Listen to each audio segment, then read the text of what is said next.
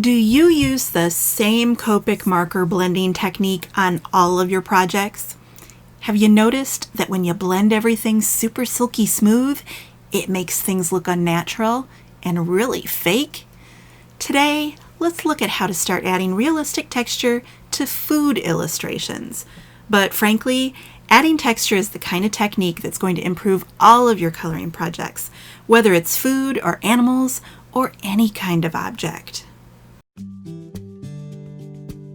My name is Amy Shulke, and I'm a professional illustrator and an art instructor here at Vanilla Arts Company. Be sure to like and subscribe to this video. Your support helps me to produce more teaching videos just like this one. Okay, today we're talking about texture, but we're not trying to color with photorealism. We're going to call this introductory realism. Our ice cream cone will not look like a photograph. It's simplified a bit. A little stylized.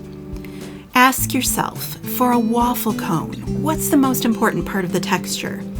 Well, I think if you do nothing else, it needs to have that waffle grid.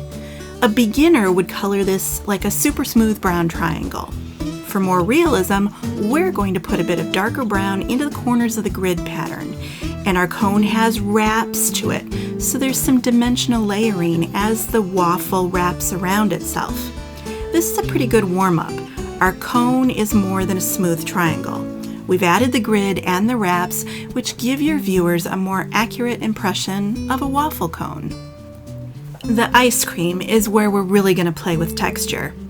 Beginners color ice cream scoops the same way they color beach balls and even faces. Super smooth. But does this ice cream look smooth?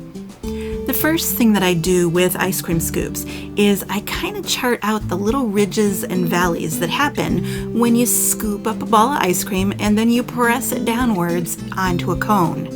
This is definitely not beach ball coloring.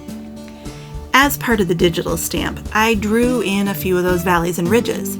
But notice, now that I'm coloring, I'm adding even more ridges to the actual sphere area. You don't have to know how to draw to do this. I'm squiggling in kind of like little cloud shapes and then shading right behind them. And it's the same process over and over across the whole sphere and then across all 3 scoops of ice cream. On this strawberry ice cream, I'm using 2 different R markers. The darker marker right there, did you see that? There's that cloud shape. And then I flick upwards from that cloud shape. The cloud shape could be any shape you want it to be. It's nice and random. And then I'm using the lighter of the 2 R markers to just go over the top of it, softening it out, blending it over, just making sure that everything is relatively smooth. But I don't have to make it super silky smooth because we've got a lot more texture to come. So here I'm pushing that sphere back behind those front ridges, and there's that little cloud shape flicking upward from it, just adding in some of those little textural bits that you see at home when you scoop ice cream with a metal scoop. So this is 2 green markers. There's a G, that's a G43 I believe right there, and then I'll go over the top of it with a G40 just to smooth it out. And wherever I've got a big open area, I add in a little cloud shape, just a little bit of darkness to add an extra ridge to that smushy area that comes out of the front. I love to use colored pencils on top of the Copic. I think it's a great combination. So right here I'm using a dark brown pencil to kind of emphasize that wrap. The waffle is wrapping around the edge, so I've darkened it right where the wrap is, but I'm also popping a little bit of that color into the corners of those waffles. And then right up here where the cone ducks up underneath the ice cream, there's a little bit of more darkening there too. Getting a little crazy here. That's a bit of purple. Purple and brown play really nicely together. Makes an interesting effect. That's a little bit of white, just on the edge of the ridges around those squares. We're trying to give it that gridded waffle look. And it's wrapping around itself, so every time you see one of those wraps, you're going to darken in right behind the wrap and then inside the grid. A little bit of dark brown, a little bit of purple, and then just a wee bit of white along the upper edge. Let's use the pencils now to get some of that grainy, gritty look that we have on the surface of the ice cream there. The first thing that we're going to do though is emphasize some of those little clouds, and any place where the ice cream is dipping behind the flavor on top of it, we'll add a little bit of darkness there as well. This is a French gray pencil. My pencil lead is nice and sharp, and I'm just using it to do a little bit of pushing here, finding those cloud shapes and emphasizing them. We'll come back and add even more texture over the top of it in a little bit. But for right now, we're just paying attention to the shape of the scoop. This is a bit of sand pencil here, and I'm just extending that French gray out just a little bit. I've chosen these colors because they're fairly light and bright, and they look a bit like vanilla.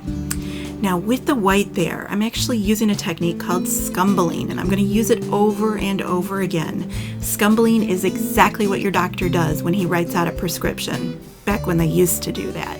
It's messy handwriting, basically.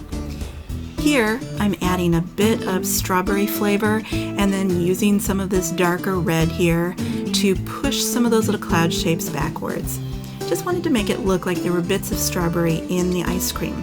But the lighter I get with my pencil, the more towards that scumbling technique I start to move. So you see me doing these little random strokes. I'm not trying to color smooth because the ice cream is not smooth.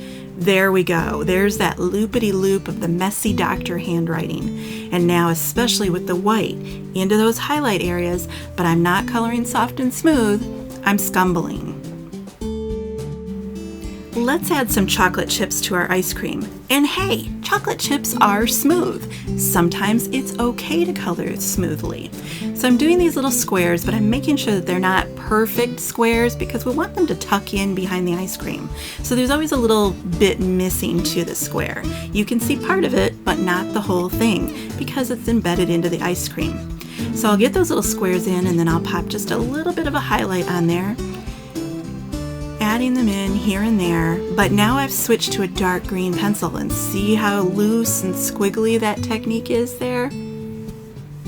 Just darkening those chips a little bit more. All right, here we go. Here comes that ice cream texture. Loose little loops, and sometimes I'll go clockwise and then I'll switch and go counterclockwise. Messy doctor handwriting is exactly what you want here. Keep it loose. Do not color this smooth, especially with the lighter colors. So I've got like a light pale sage here and then a bit of white. And the lighter my pencil gets, the looser that scumbling is. Now I'm going to add a little bit of shade with a slate blue pencil here. Just pushing that ice cream around the edge, pushing it back behind its neighbor, pushing the ridges back. It adds that little bit of desaturation that makes it seem a little bit deep and as if the sun isn't getting down into those cracks and crevices. But even though I'm adding this shade, I'm still using that scumbling technique. We want it to look nice and random, just like you're seeing there on the surface of the ice cream there. It's only smooth where it's melted right next to the spade. Here I'm using a Sharpie poster paint pen, and these have actually been discontinued now. So if you're doing this project today, I would use an extra fine Posca white pen. This is basically gouache in pen form. And again, I'm scumbling over and over again, just in those little white highlight areas, adding a little bit of extra texture, just like I saw on the surface of the ice cream back in my master photograph there. And there you go, the finished triple scoop project. It's an experiment, learning to do more with your markers, more with your colored pencils, than just polish everything to a super smooth satiny finish. Real life has real texture, and I want you to try experimenting with your markers and your pencils to add texture to your projects. If you liked this little mini lesson video, please be sure to like and subscribe. Your support tells me to make more free lessons just like this one. You can find out more about my online classes and courses at vanillaarts.com. Thanks for watching today, and I look forward to coloring again with you soon.